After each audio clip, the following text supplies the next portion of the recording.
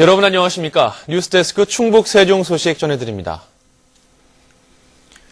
도민 화합의 대축제인 충북 도민체전이 성황리에 마쳤습니다.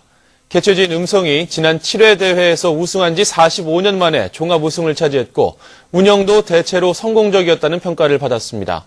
조용성 기자가 보도합니다. 160만 도민의 축제 충북도민체육대회. 사흘 동안 펄럭이던 대회기가 내려오고 불을 밝히던 성화가 꺼지며 쉬운 두 번째 대회가 막을 내렸습니다. 이번 대회는 12개의 시군에서 온 4,400여 명의 선수들이 26개 종목에서 한여름 떼학볕보다 뜨거운 열전을 펼쳤습니다. 올해의 종합 우승은 2,000점이 넘는 점수 차이로 2위를 따돌린 개최지 음성에 돌아갔습니다. 음성은 대회 준비와 병행해 체계적인 선수 훈련에 집중한 점을 이번 성과의 비결로 꼽았습니다. 저희 종목별 경기단체에서 조기에 선수를 발굴해서 강화 훈련이라든가 현지 적응을 잘 하는 덕분으로 지금 이렇게 좋은 결과를 얻을 수 있었던 것 같습니다.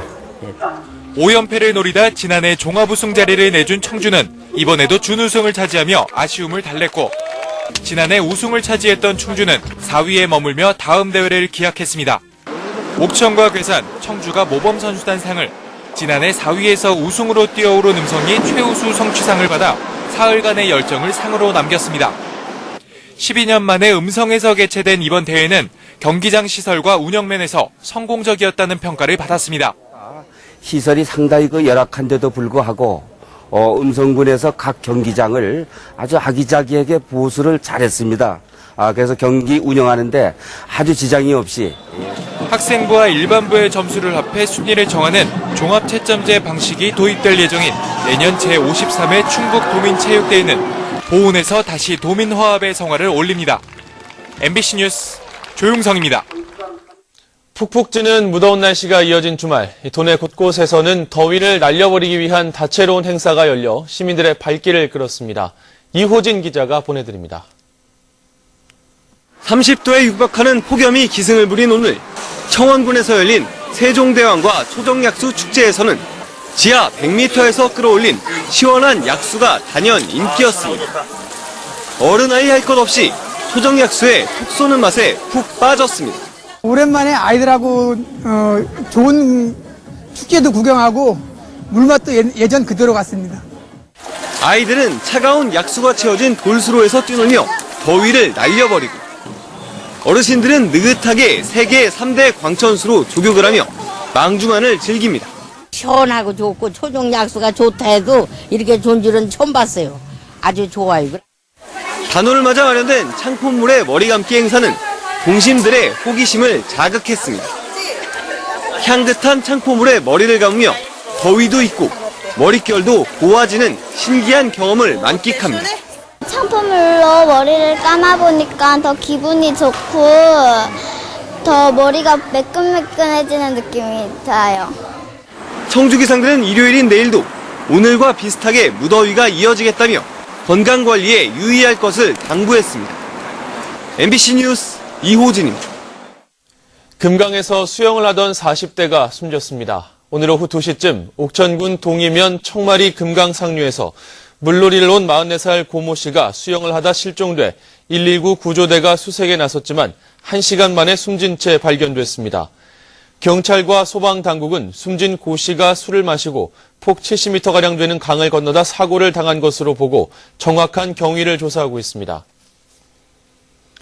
이른 더위로 물놀이 사고가 잇따르는 가운데 충청북도가 안전관리 대책을 추진합니다.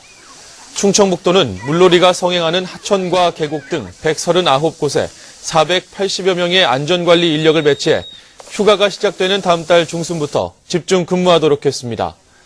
오는 26일에는 제천 의림지에서 학생과 주민들이 참석한 가운데 물놀이 구조 시범과 119 시민수상구조대 발대식을 갖습니다.